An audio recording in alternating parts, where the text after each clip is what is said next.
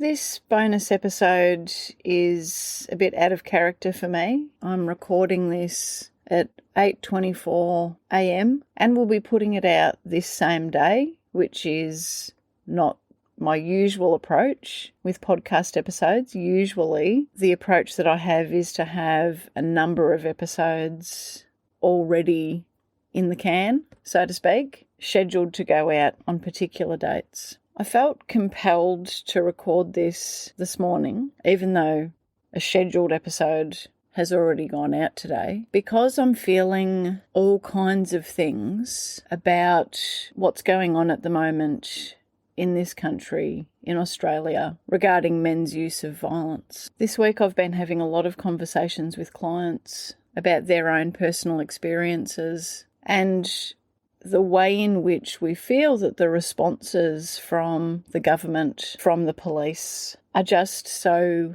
inadequate. They are just so inadequate. And I know there are some who will say that we should be grateful that there's more support, apparently, that is going to be given to assist women to leave abusive relationships. But what's being done about the abusers? I feel like, again, we're putting this on women. Where's the support to help women stay in the home and get a controlling abuser the fuck out? Where's that? I work with so many women, helping them to plan separations carefully, and in so many of those situations, controlling partners refuse to go because they don't want the relationship to end. They just think that by saying, no, I'm not going, that they get to keep their partner, somebody who they treat like a servant. And in the majority of these cases, police want nothing to do with it because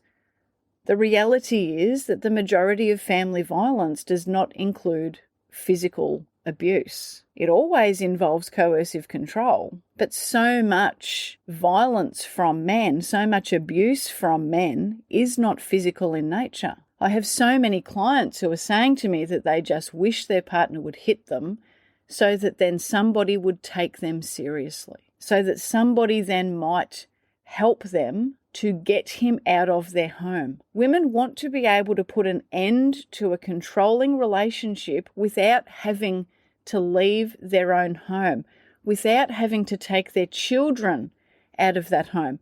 I work with women who have neurodiverse kids. They have nowhere to go with their children. Their children need stability, predictability, consistency, and honestly, all children deserve that. Whether we're talking neurodiverse or neurotypical, all children deserve that. Why are women the ones who need to leave?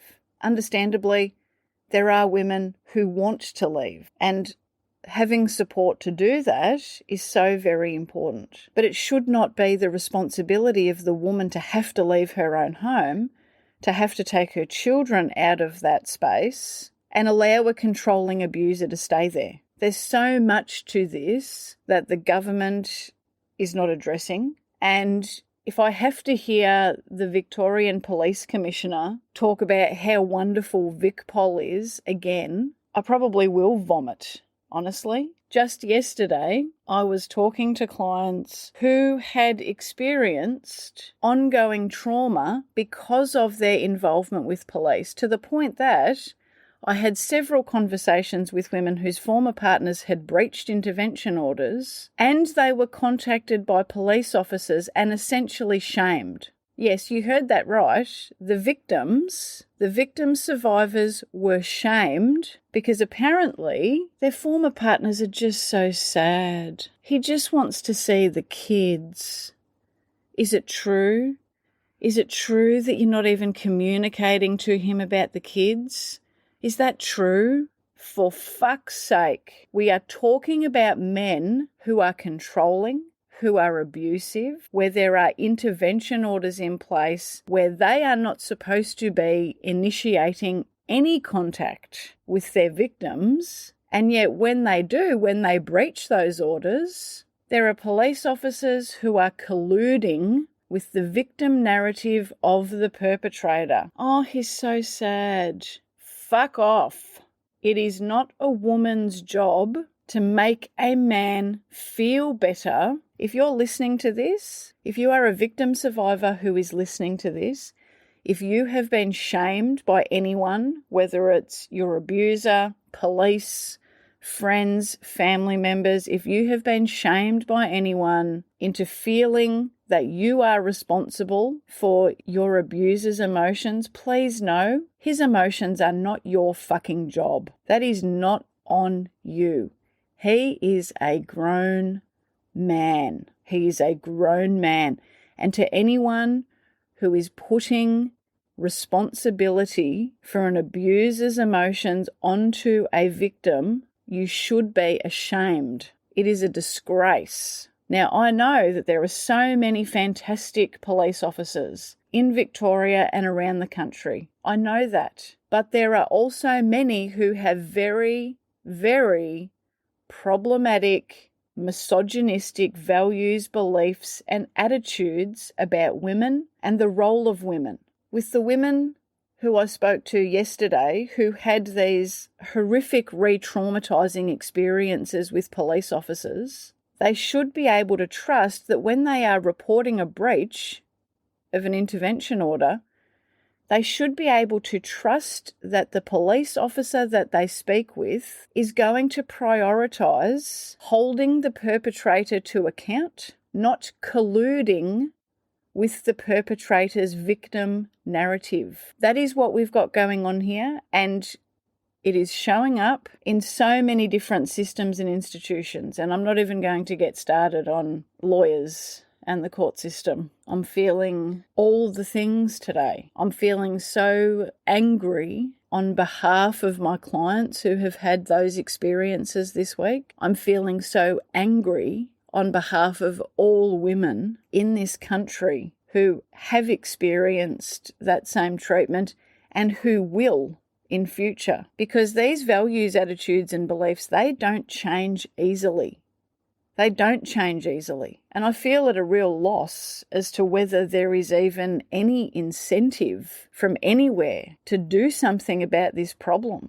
I feel angry on behalf of victim survivors, and I feel frightened for my daughter. I feel so scared for her. So scared that if she ever ends up in a relationship with a controlling person, with an abusive person, can she count on law enforcement to help her? Or are they going to collude with the victim narrative of the abuser? Would they hold her responsible for the fact that the abuser's sad? There is something really fucking wrong in this country. And I've got no doubt that the people who hold women responsible for the feelings, for the emotions of abusers, I'm sure most of those people don't consider themselves part of the problem. But they are. They are a huge part of the problem.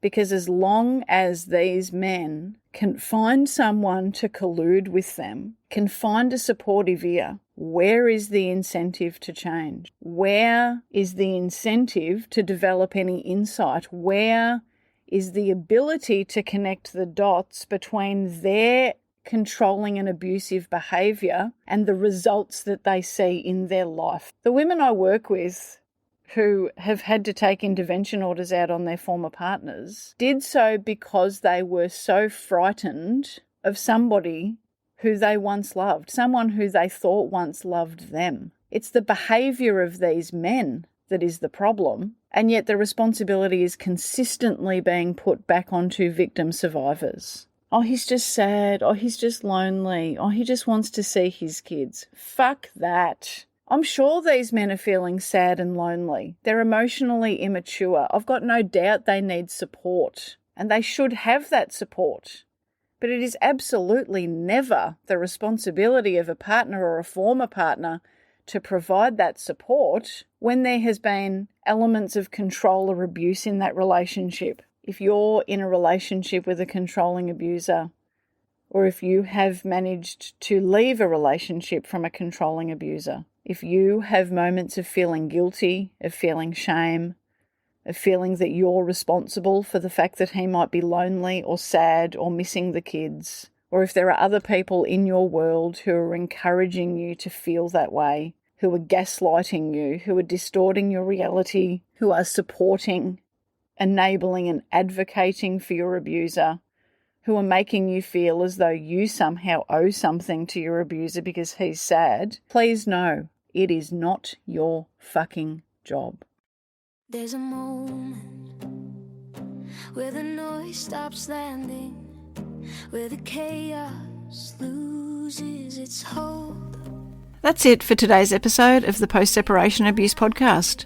If you found this helpful, you'll love the Post-Separation Parenting Blueprint, the foundation of everything that my team and I teach, now available to all protective parents. Whether you work with us one-on-one or navigate your journey independently, the blueprint is where everyone starts. Whether you're thinking about separating, in the early stages of separation, wanting to avoid your kids being trapped with unsafe or inappropriate care arrangements, or perhaps needing to challenge and change current arrangements, and even if you're currently in the court system for parenting matters. I created the blueprint as a gift to all of my fellow protective parent warriors because the journey of being a change maker and a cycle breaker can't be done alone, and the blueprint is the one post-separation parenting resource that gets it right. Child development, safety and well-being put first, with the evidence to back it up.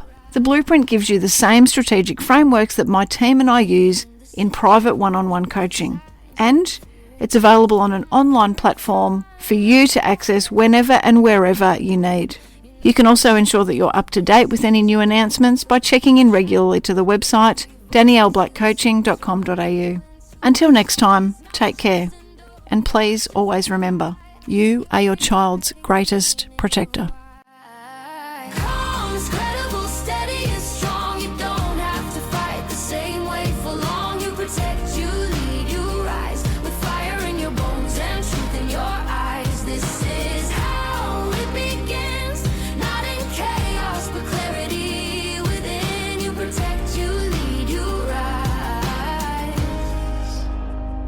This isn't revenge, this is design. A future rewritten line by line. You don't burn it down, you build it right with wisdom, strategy, and quiet mind.